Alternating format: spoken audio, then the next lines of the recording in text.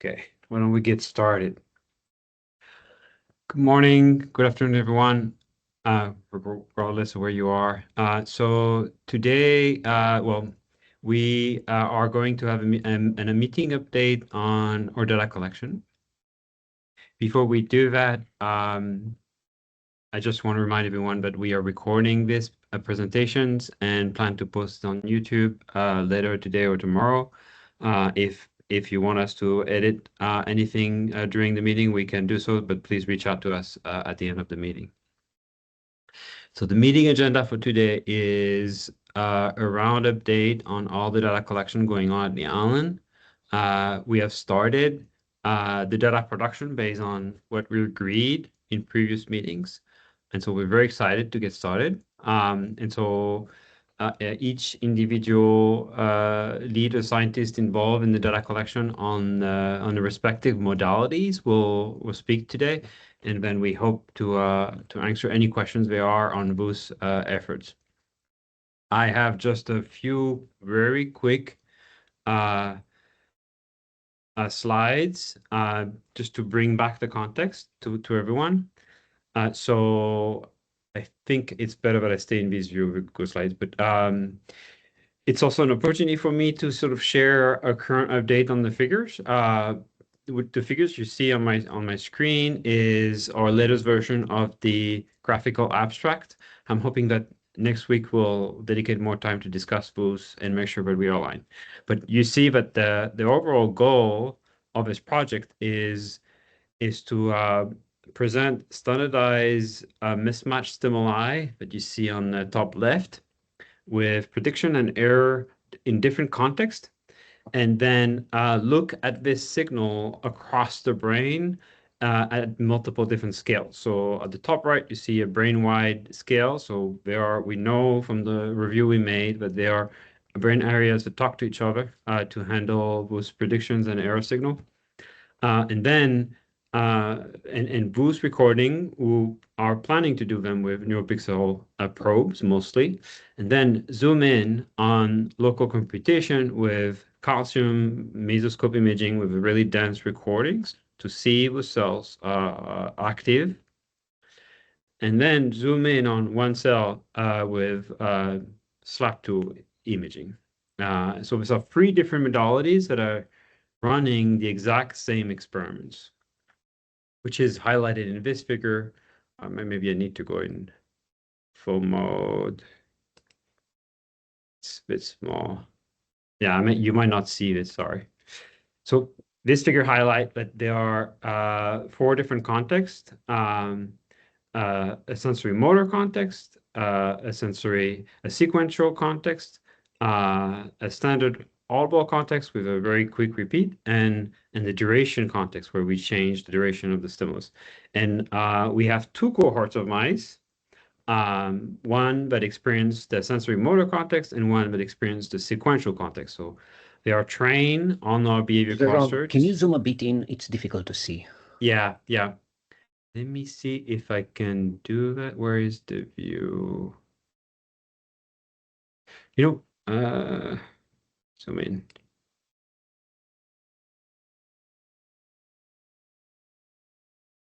Yeah. Okay. Is it better, Stefan? Right. So this is what I was discussing. The two cohorts. So on the behavior cluster at the Allen Institute, we're training the sensory motor context as well as the sequential context. So those are those here. So the sequential context is where succession of orientations are presented and the mice learn the succession, and the sensory motor context is where the mouse control the drifting gratings with the wheel. So it's closed loop. So we're trained to do that. And then on the NeuroPixel rig, we play a sequence of sessions. The first one is sensory motor context with oddballs. And then we present the four different contexts in successions. So this is here. The imaging rigs mirror that design. And I have the SLAP2 rigs are also doing the same. So we're exactly doing the same experiments across all three rigs. Are there any questions on this? I think we've presented this way many times, but I want to make sure that I'm addressing questions. Okay. And the rationale for that is in the archive paper. So we've presented that many times. Okay, so today Severin will first speak about NeuroPixel progress, Severin Durand, and then Sheila Cardejon will speak about the mesoscope imaging progress, and then Made will speak about where we are on the SLAP 2 rigs. So Severin, maybe introduce yourself and then share an update. Hi, so I had to join with my phone. I'm sorry, I have some technical problem on my laptop. Let me know if the sound is okay and everything is fine. You hear me fine? Yes. Okay, perfect. So I'm Severin Durand, and I manage the team of NeuroPixel data collection. So there are two very talented RAs that are collecting the data for this project. And so let me share now my slides. So as Jerome mentioned, we just started to do the data collection last week. We had two mice trained on the motor context cohort. So we will do a bunch of context cohort first to make sure there is no mixing between the cohorts, and then we'll do the sequence context cohort afterwards. So far we did two mice. The first mice got like the 4 sessions and passed the QC for the 4 sessions. Unfortunately, the second mice had health problem and didn't pass the QC. So here is maybe if I do that, it's better. Yeah, here you have a top view of the implant with the probe inserted, just to refresh you on the targeting and the holes that we have in the implant. So, for example, here you see clearly the V's A hole, and this is the V1 hole and LM hole, and this is the MOS hole, MOP hole, and MOS ACA hole. We didn't manage to insert a probe A in this session due to membrane on the brain. And so, but I wanted to let you know that in the pilot, in this hole, the hole for probe A, we were supposed to target ACA, and we didn't target ACA. So we got MOS and MOP. So that was a bit disappointing, but we get ACA with the frontal hole. So we get this area anyway.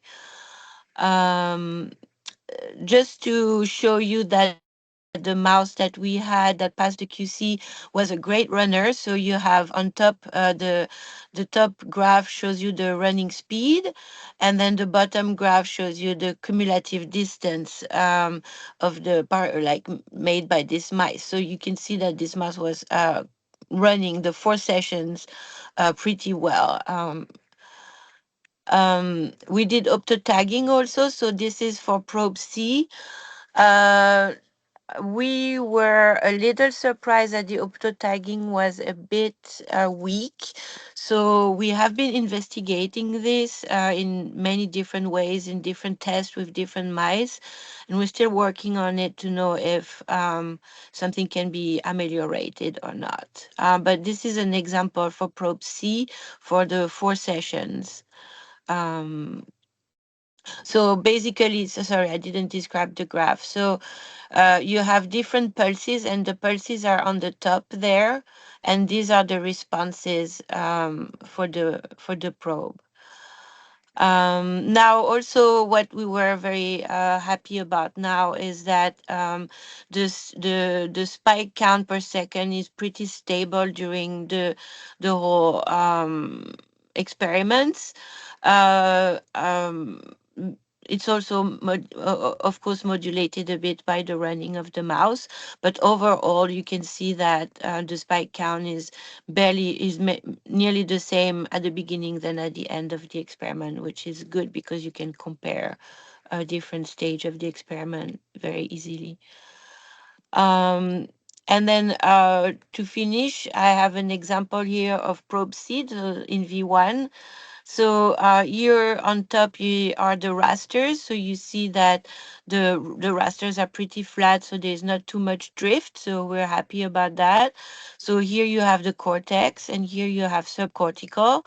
And we haven't done the anatomy yet, but with the pilot, we got LGN with probe C. And here, looking at the receptor field, you can see that the receptor field are very small and could be totally LGN. So with this probe, we're very happy. We do double duty. We record from V1 with many receptor fields, and we get LGN as well with many receptor fields. So we're very happy with this targeting. Um, and I just wanted to say kudos to Ryan Gillis and Casey Lennon Jones who collected the data and spent a lot of hours in the lab. So yeah, if you have any question, let me know if you want to know more about what happened. Ryan, are you here? Maybe just introduce yourself. Maybe not. Okay. Is I'm here, Jerome. Casey too, right? Hi, everyone. I'm Casey. I'm one of the RAs on the OpenScope team. I work under Sev, and yeah, I've really enjoyed working on this project and working with you all to make this a reality. So, yeah, hi, everybody. And if Ryan wants to say a word, you're welcome. But Yeah. if not, yeah. Yeah, I'm here as well. I'm Ryan Gillis. I am an RA. I've been on Sev's team for quite a while now, and I've been working on OpenScope projects for quite a while, and this has really been a unique experience working on this specific project. I'm very excited to make sure I do everything in my power that it goes well. Thank you. Jordan, you have a question? Yeah, just real simple. Do you have the receptive fields for the ACA for any ACA units yet? No, we don't have receptor field for ACA. No. Okay, Do just you curious. expect to see some? I was Do I not expect? expecting. No, I was not. So I'm a bit surprised. What can you talk more about that? Oh, I mean, they're visually responsive. I was just curious whether, I just be curious to see how big they are or if there's any field at all. Maybe We there don't isn't, maybe there see. is. No, we don't see. Maybe it's the location where we are. I don't know, but we don't see any. No, there is no receptor field that we see on ACA. Yeah. So you have tried to map it and you don't see one. Yeah. When after each experiment we receive a QC, and what I was showing you is part of this QC. So we get the receptor field like I show you for probe C. We get this for every probe, so we know. And we see the receptor field sometime in vis A, so that's nice because it's kind of hard to get, like there's no real retinotopy for vis A, so it's a bit of blind recording. So we get receptor field for vis A, for vis P, and for vis L, and then usually we don't see anything else. Yeah. Okay, good. Yeah, that's nice. Stefan. Could it be possible that the stimuli which are used in order to map receptive fields are optimized towards somewhat smaller receptive fields, and this could be just large, and it's not that they are not receptive fields, but it is not visible with the current stimuli? I don't know because, for example, we recorded in the past like receptor fields from LP, for example, and they are huge. They are taking like half the screen or something like that sometimes, and we had no problem in seeing those. Thanks. So, but maybe you're right. Maybe there is some properties of ACA that we don't know or that are more ideal for mapping. But that's not what we see. Yeah. I want to mention that we did double up Zebra. And Zebra is designed to have a much broader set of parameters presented Mm. to do this sort of thing, Stefan. And so it's speculative, but I would expect that you could use those two stimulus in combinations to do that a little better. But that's I think that's something that the downstream analysis should dig into. Sure, but you'd need somebody who knows these things in order to. You'd need to have a scientist focused on things like this to be able to confidently claim that. Yeah. Thanks. Yep. Alex? I have a quick question about the data release. So, what's the timeline there, and then how do you envision for that to happen? So, I sometimes get emails from, in particular, students or postdocs that are on this project, and they voice that it would be helpful if there would be a little bit more guidance to the data. So maybe more than that, we just release these collabs that load the data and pre-process it in some sense. For example, everything that Severin just showed, the receptor fields. I'm wondering if we can have some documentation with the data, exactly which areas, on which day, and all of this. Yeah. I can spend time to strengthen the documentations. A lot of our focus lately has been on acquiring this data across modalities, but I agree with you that we could do better there. The intent initially was to use this, let's see if I can share, was to use this website with, there's an experiment summary that is built from the nodes. The challenge is that not all our data is currently uploaded, and so that I see your point, but the intent is to make a table here that highlight everything with the links. So I will dedicate some time to clean this up a little more. For the timeline for data release, Carter here will work on this as fast as we can. I think these experiments are within the realm of our data structure, so they should be easier to upload. But Carter, do you want to speak to that, or do you have any opinion? Yeah, I mean, I suspect, because I haven't really tried to upload any of this yet, I suspect that it will go pretty smoothly. So realistically, probably next week we'll have it all up. If there's problems, of course, there could be delays, but I think most likely we'll probably have most of these up next week. Just for visibility, we're working on packaging the other OpenScope project in the background, so that makes Carter a fantastic multi-head worker, and so he's been amazing with handling all of us. So I'm thankful for that. I also wanted to mention something like the QC that you've seen that I presented. This is made with like Kilosort 2, I think, and it's kind of for us like a quick QC to do after the experiment in the evening to get the result in the morning so that we see if something went wrong the day before. But all this data, this is a parallel loop basically. So that's not what you're gonna get. You're gonna get NWB file that comes from processing in CodeOcean with another spike sorting kilosort. So you're not gonna be hand of exactly what I showed you right now. Like this is gonna be a bit, yeah. Okay. Any other questions for Severin? Or?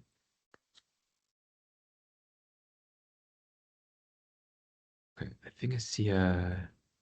Oh, What's the precision? What's the precision of the... Oh, is this for you, Severin? I don't know. So the question is, what's the precision of the LGN neuropixel targeting with probe C? Do we know it is DLGN? I think he's asking whether it's dorsal part of the DLGN. Yeah, it's I think like when we did the pilot, we got DLGN. Of course, that's the interesting part, right, for us. So that's what we were trying to target, and I think that thing it should be the DLGN. Yeah. Okay.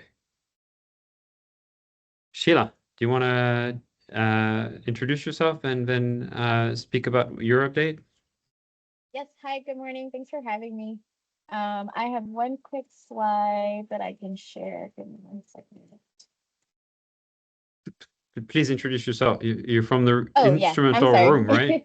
I'm sorry. My name is Sheila. I am the RA Senior Supervisor for the Optical Physiology team. I'll be helping collect the data for the P3 project here along with Jimin Park. She's in the chat.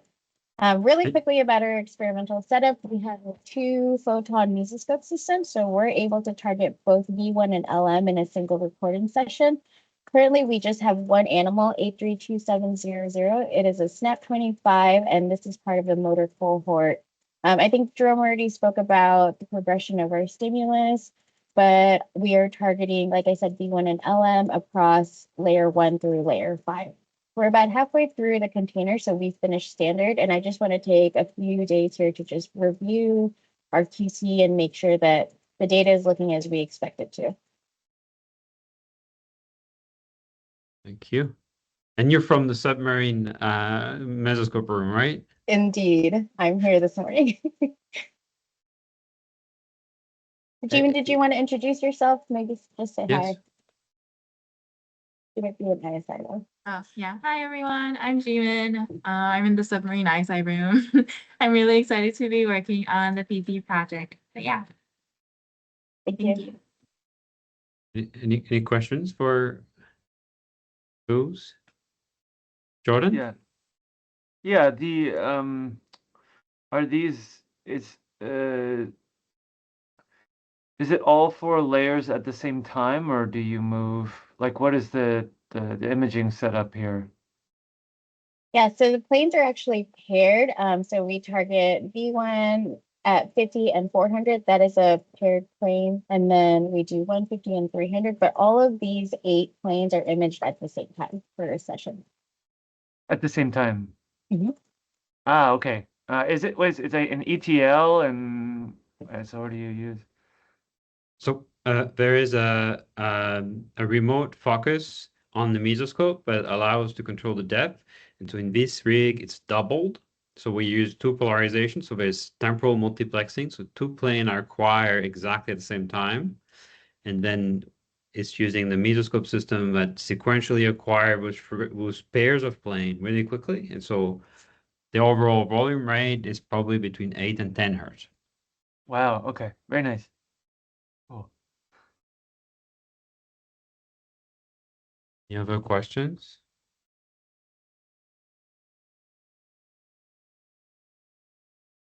Okay. So we were planning to have an update from Made, and she just gave I think, a verbal update where we are. Made, can you introduce yourself? And Yes. Can everyone hear me? yes. Okay, great. So yeah, I'm Mada, and I'm a scientist in the optical physiology group. And together with Andrew Shilton, another scientist in the team, we've been doing the experiments on SLAB2 microscope.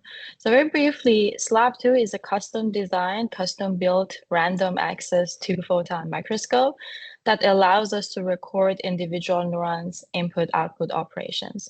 So we can simultaneously record from hundreds of synaptic inputs, such as glutamate release at presynaptic sites, and somatic outputs such as calcium or membrane potential in single neurons. So these recordings are done at a very high spatial and temporal resolutions, meaning that we can resolve individual spines on the dendrites, and we can image at the rate of about 200 hertz. So specifically for these predictive processing experiments, we expressed IWUSNFR 4F, which is the glutamate indicator, and RCAM3 as a calcium indicator. Another feature of SLAB2 is that it has 2 imaging paths that allows us to, again, simultaneously record from 2 different planes that are located at 2 different depths within the brain. So for these experiments, we've been targeting both perisomatic and apical dendrites of layer 2-3 pyramidal cells in the primary visual cortex.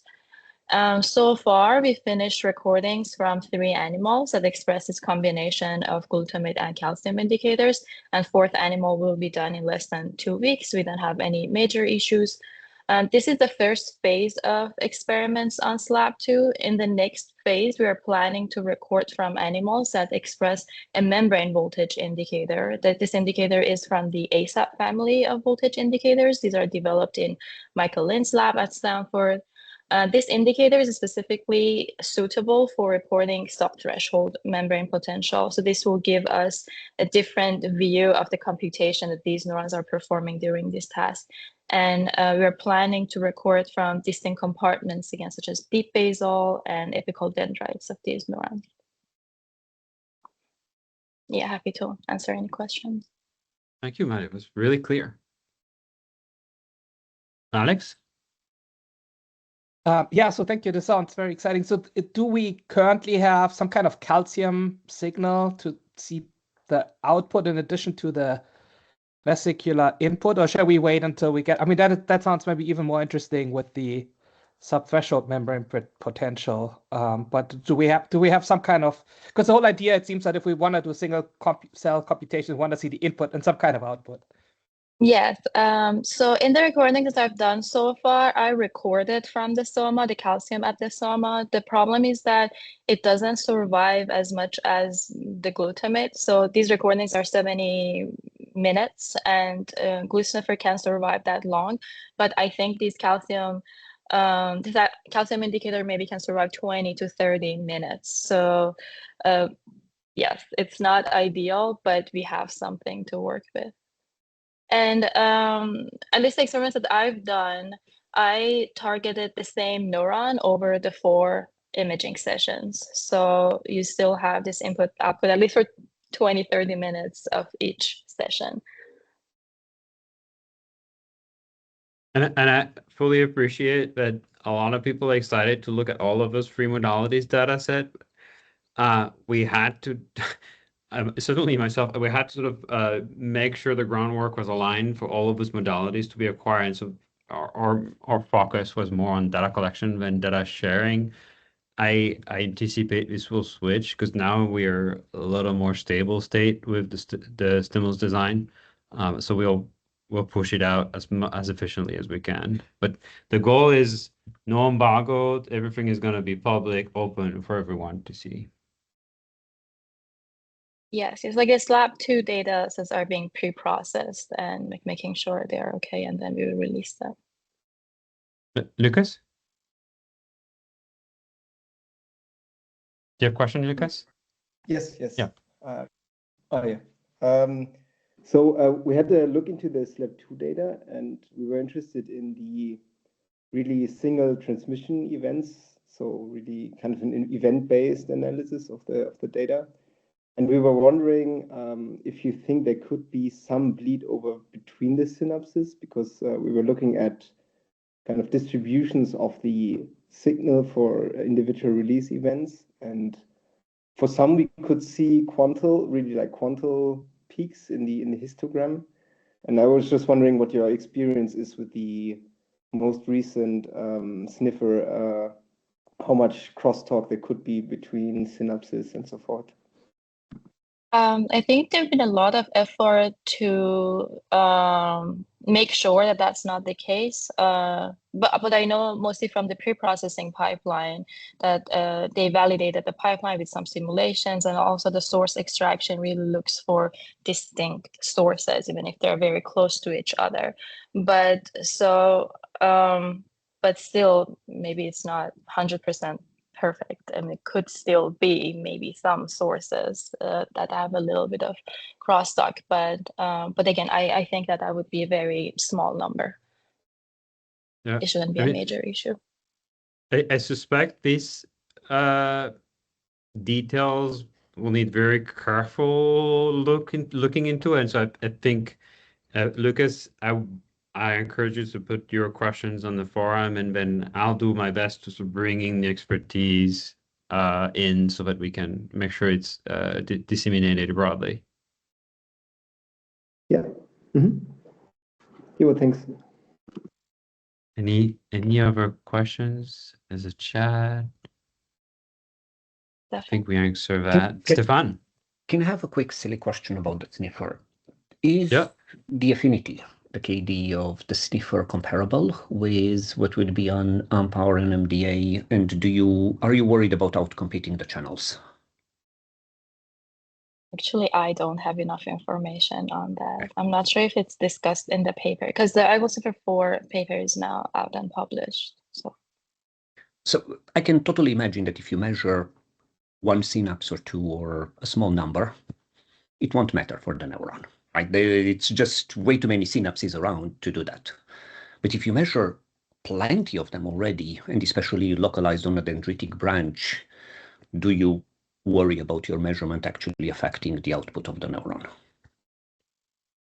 It's a really good point, is it, Stefan. Yeah.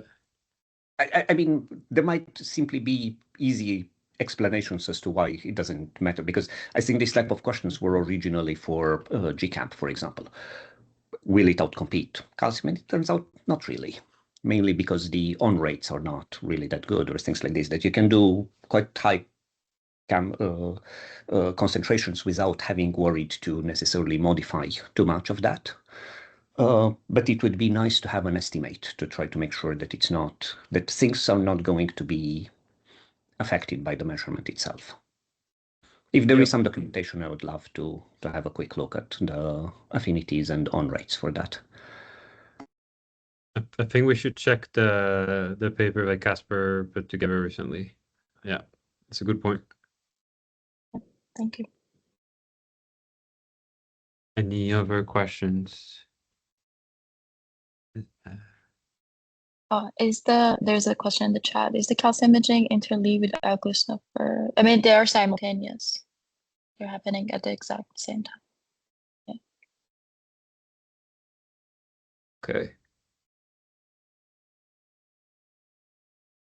So this is what we wanted to cover today. So it's your time to ask questions to the team if you had more.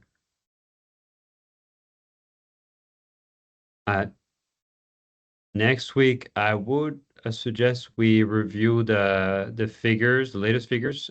Lucas, do you think we'll be ready to discuss some of the things you brought up? I also think Colleen will be available to come back. She was out of office for a while. Yeah, I also wanted to share the sketches with you later tonight. Okay. We've had a lot of discussion on the figure 2, and maybe if you have a sketch, we could iterate and then present it next week. Sure. Yeah. Mm-hmm. So all of the figure edits are mostly done. Alex? I didn't want to derail, but so I'm trying to think ahead.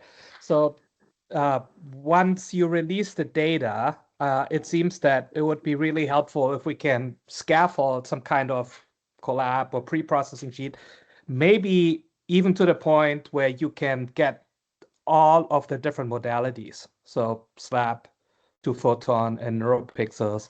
But I didn't quite follow whether we are already using the same stimuli, the same paradigm, that would even be feasible. Are these all the exact same experiments, or should we wait until that point? They are all the same. Yeah, there's a slight variant is that SLAP2 started with a single presentation of zebra, and so we have a little bit of TRP in there, but that's the only difference. But otherwise they're all the same,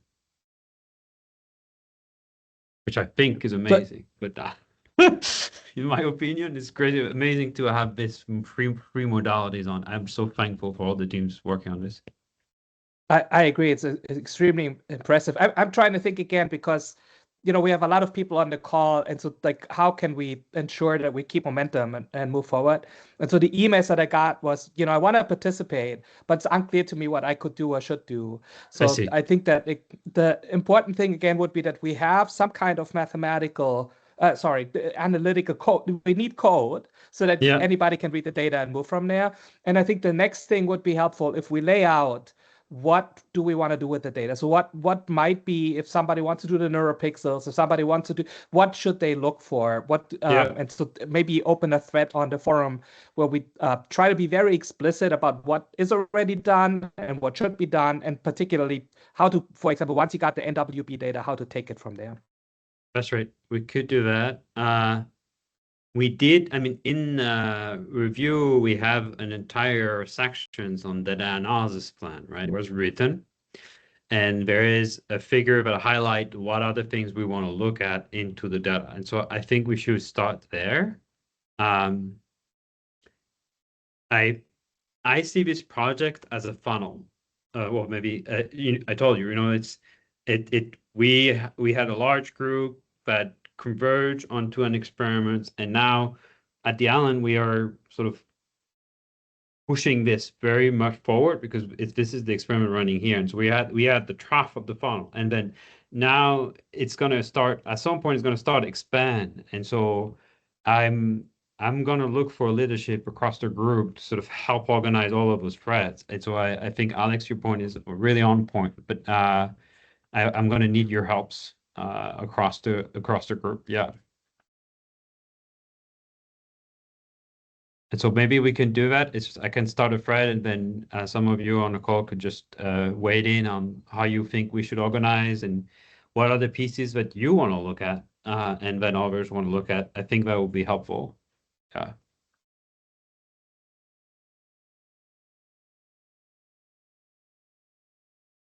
Any other thoughts or?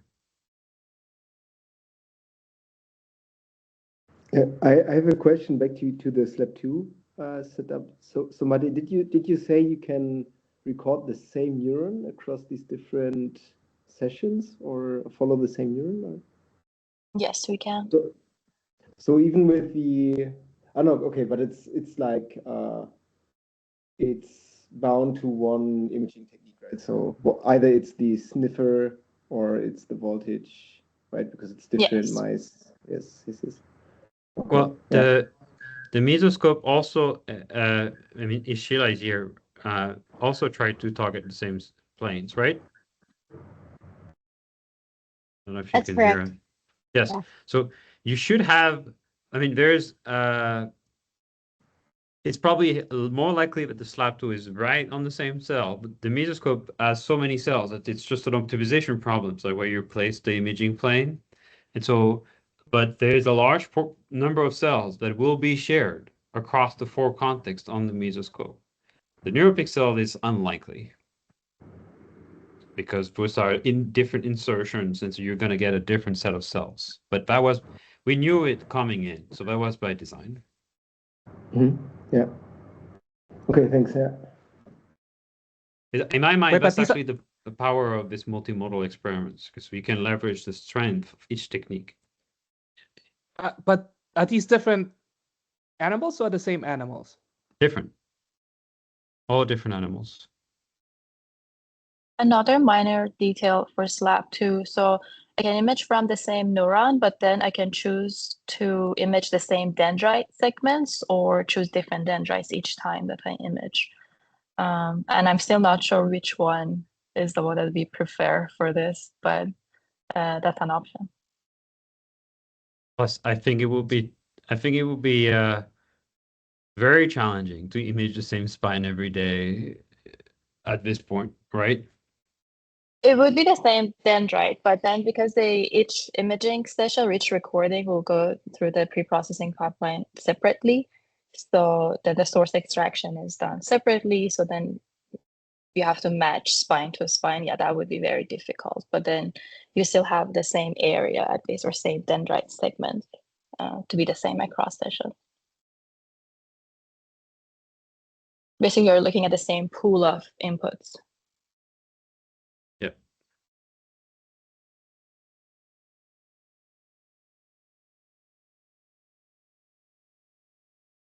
Is there, I mean, Alex, should we have a session dedicated to organizing this analysis? Or should we use next week a little bit for that? What do you think? It might be too early. So what I think the main challenge might be first, again, how do we extract raw data and make it usable for analysis? And then I think at that point, it might be helpful to, because what I envision is that it will be kind of some kind of pipeline, like as we already started in SLAP 2, that we're kind of building on top of each other. And so once we reach that step, then maybe it might be a good time to lay out a little bit where to take it from there. Okay. In other words, I foresee some challenges in terms of getting all of this data loaded. And maybe the first thing we should do is what you started the first time around, just make sure we get receptive fields, or just make sure we get something that would be the same across all modalities. And then we have sanity checks built in that we got a handle on the data now and can take it from there. Yeah. So I think we should maybe want to start the thread and then see who is interested in helping different parts. And then I think I agree with you that we need to think about organizing it a little more. So that's going to take several iterations. But if that's the case, but next week we'll focus on the discussion of the figures, if that's fine with everyone. We've been working really hard on it and made lots of progress.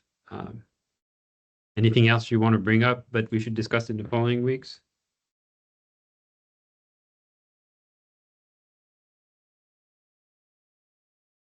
Well, we can depart then.